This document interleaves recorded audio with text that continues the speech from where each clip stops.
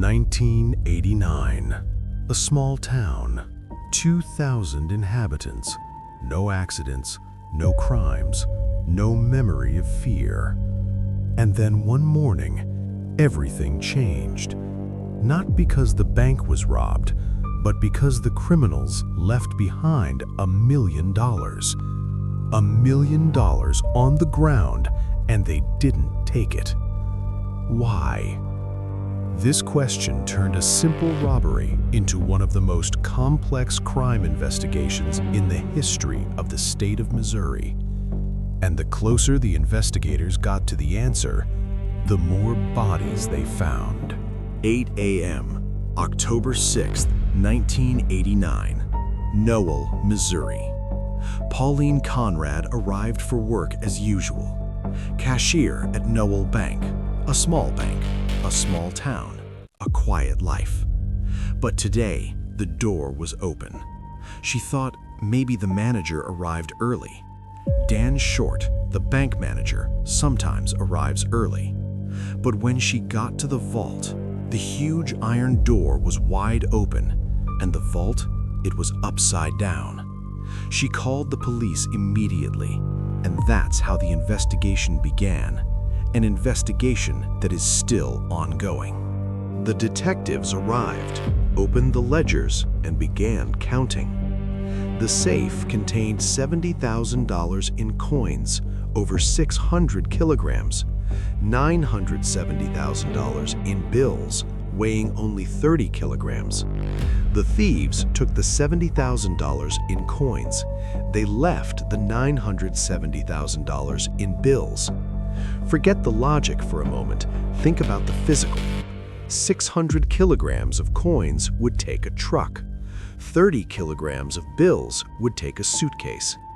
Why would a sane thief choose the heavy, cheap stuff and leave the light, expensive stuff? One logical answer: the bills have serial numbers, they can be traced.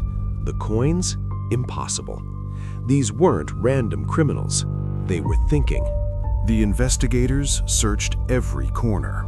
The first thing that caught their eye, the security camera. The lens was completely covered in black paint, and the camera itself, it had been smashed by a bullet. They examined the spent casings on the floor. The result? A .45 caliber pistol. This type of weapon isn't carried by an amateur. Anyone who uses a .45 caliber knows the weapon well and is used to it. The perpetrator knew the camera's location before entering. He had planned everything in advance. But the most alarming thing of all, the bank manager hadn't shown up for work. Dan Short, the only man authorized to open the vault alone that night, had vanished. The investigators headed to Dan Short's house in neighboring Arkansas. The door was open. No one was inside. But on the bedroom table, his glasses. Everyone in town knew one thing about Dan Short. He never left his house without his glasses. This wasn't a man who left of his own accord. And in the back of his abandoned red pickup truck near a nearby factory, they found envelopes of banknotes bearing the Noel Bank logo. Fingerprints on the truck? Only Dan Short's. One man doesn't carry 600 kilos alone. So where are the others? October 11th, 1989. 5 days after the robbery. Grand Lake, Oklahoma. Two anglers were looking for a fishing spot when they noticed something floating on the surface. They thought it was seaweed. It wasn't. It was a human body, tied to a chair, wrapped in thick duct tape, adhered by iron chains. And the chains were tied to a concrete block. The objective was clear. This thing should never float. But nature wasn't cooperating. The gases that form in a body after death were stronger than the concrete, and the body slowly rose to the surface. In the back pocket of his pants, a wallet, and inside, a driver's license. Dan Short, manager of Noel Bank. The medical examiner's report was horrifying. The man was alive when they threw him into the water. Detective Laddell Farley, 19 years of experience in federal investigations. His first words upon seeing the scene were, "This crime is practically solved. There's no way we won't have a clue here that will lead us to the killer." And he was right. Days later, a man named Rudy Furman was fishing with his children on the shores of the same lake.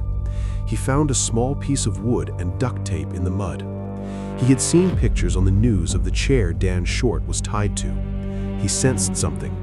He put them in a plastic bag and handed them over to the investigators.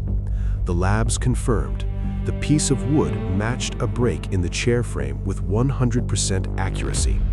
The duct tape matched the tape used in the crime. And on the tape, a clear fingerprint. A regular fingerprint dissolves in water, but this type of print, it survived. Now they had direct physical evidence. They just needed the owner of the fingerprint.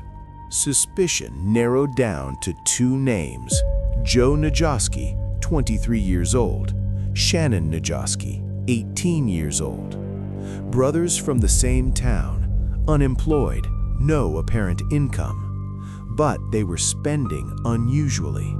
They bought cars, paying in cash. Shannon alone spent over $5,000 immediately after the robbery. When questioned, Joe said he was at his friend's house that night. Shannon said he was at home with his mother. The answers were very well prepared, but the phone records contradicted Joe. He made a call from a location far from his friend's house that night. When the brothers were asked to give their fingerprints, Joe immediately agreed. Shannon refused. That alone was enough for the investigators. Who refuses to give their fingerprints when they're declared innocent? After a while, their close friend, Gene Sanders, decided to speak out. He told investigators what he had overheard months before the crime. Joe had been seriously discussing a plan to kidnap a bank manager, to force him to open the safe, and then get rid of him. At the time, Sanders thought it was just talk. When Dan Short died, he realized it wasn't. When Shannon was legally compelled to hand over his fingerprints, it took weeks of lab comparisons. Then came the answer. The fingerprint on the tape was a perfect match to Shannon Nagoski's. The evidence that had almost been lost forever, that had survived at the bottom of a lake for days, was what shattered all defenses. 1992. Life imprisonment without parole. Federal life sentence without parole. But one question remained unanswered. Who was the third person? 3 cars were seen by witnesses that night. The brothers didn't admit to any name. Sanders knew but denied it. Some pointed to the mother, Sheila Najoski, but no evidence, no confession, no case. Even today, the Noel Bank case is officially classified as partially solved. The third person is still free. Perfect crimes don't always fail because of the detectives. Sometimes nature itself does.